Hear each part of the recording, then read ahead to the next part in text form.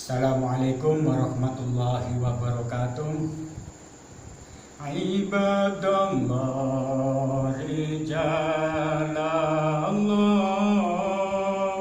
aghithuna li ajlillah wa kunu'au nana lillah asanaqdoh bifadlillah. Bismillahirrahmanirrahim. An-nadhafatu minal iman. Untuk saudara-saudara semuanya dan juga murid-murid saya semuanya, baik yang masih di dalam pondok pesantren atau yang sudah alumni, mudah-mudahan semuanya mendapatkan barokah dari Allah. Sehingga di sini saya hanya mengingatkan aja tentang caranya bagaimana mencegah penyakit apapun yang ada di zaman sekarang, khususnya penyakit corona. Dan di situ kita semua sudah tahu, dalam Islam sudah diajarkan, jagalah kesehatan, jagalah kebersihan. Baik di situ bersih dalam dohiriyah atau bersih dalam batiniyah. Jadi kata-kata bersih di situ adalah meliputi dalam jasmani badan kita, tempat-tempat kita, itu semuanya, dan juga hati kita, itu semuanya adalah sebagian dari iman. Jadi iman kita tidak akan kuat, tidak akan kukuh bila tidak mau menjaga kebersihan, baik kebersihan jasmani atau rohani kita. Kebersihan jasmani seperti kita jaga kesehatan kita. Bagaimana kita aturan dalam kesehatan, dokter-dokter mengatur supaya bikin cuci tangan, bersih-bersih, semuanya itu sudah diatur sebenarnya dalam Islam. Hanya orang itu kadang-kala meremehkan. Dan sudah diatur di mana tempat-tempat di situ sudah ada penyakit yang membahayakan, sebenarnya sudah, kalau kita orang itu di karantina, itu dalam Islam pun sudah ada.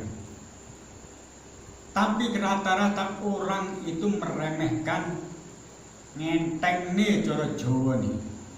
Jadi gak gelem jogo kesehatannya juga, gak mau menjaga. Karena kita bagaimanapun kita berjuang, kita belajar ilmu, mencari ilmu. Kalau badan kita sakit, nggak mungkin bisa belajar dengan tenang. Penyakit apapun.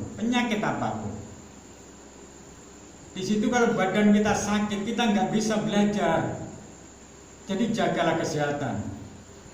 Saya selalu pesan-pesan sama murid-murid saya, jagalah kesehatan.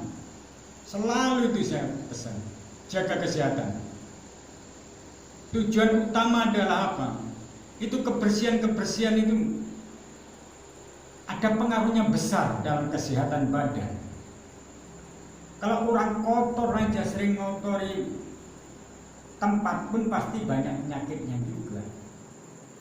Bukan masalah kita tahan penyakit dan tidak tahan penyakit, tapi di situ dalam Islam itu penting kita beribadah, kita untuk ibadah, tempat ibadah harus suci, bersih, suci. Itu sudah diatur semuanya. Dan mudah-mudahan semuanya murid-murid saya tolong jaga kebersihan, jaga kesehatan, supaya kita ibadah pada Allah, hati kita tenang, hati kita damai. Kalau badan sehat, hati kita damai. Kalau hati kita ikut bersih juga, maka di situ semakin damai.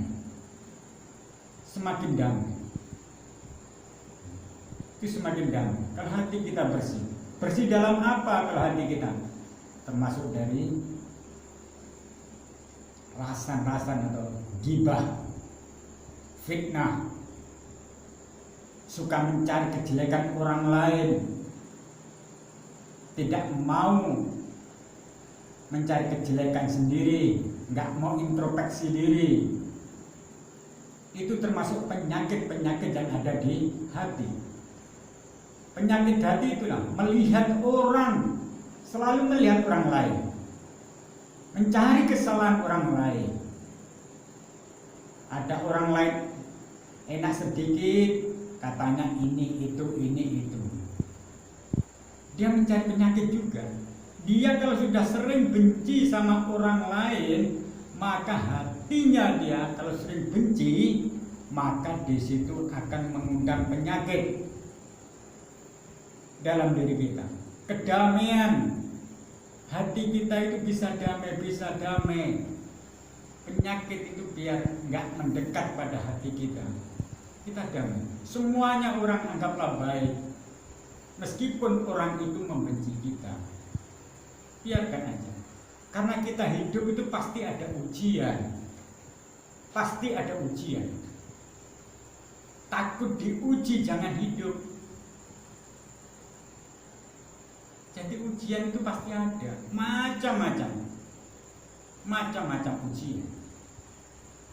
Jadi di situ mari kita sama-sama menjaga kesehatan, kebersihan, biar hati kita bersih, biar tempat-tempat kita bersih. Bagaimana kita sendiri yang bisa memikirkan, kita sendiri yang bisa memikirkan, bukan orang lain. Biar iman kita semakin kuat, bagaimana jaga hati kita. Hati kita dijaga. Jadi di situ jangan mengandalkan orang lain. Ada dengar ini, dengar itu, jangan kau hiraukan. Kalau memang itu negatif. Kalau itu positif baik, maka di situ kita pakai apa orang lain itu nasihati. Gitu aja. Jadi orang itu selalu jangan suka gibah. Tolong jangan suka gibah. Jangan suka mencari kejelekan orang lain. Itu adalah penyakit hati. Iri, dengki, hasut itu adalah penyakit hati kita.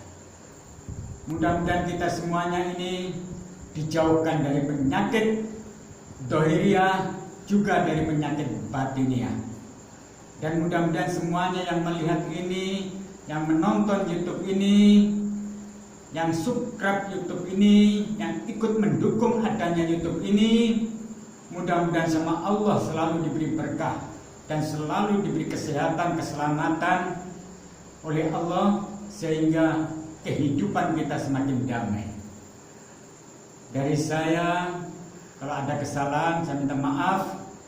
Mudah-mudahan kalau ada kebaikan, kebenaran itu adalah Allah yang punya, bukan saya. Bil barokah wal karamah Syekh Abdul Qadir waliyullah bisyafaat Nabi Muhammad biiznillah waridullah. Hasbunallahu wa ni'mal wakil, ni'mal maula wa ni'man nasir, wala haula wala quwwata illa billahil aliyyil azim. Wassalamu alaikum warahmatullahi wabarakatuh.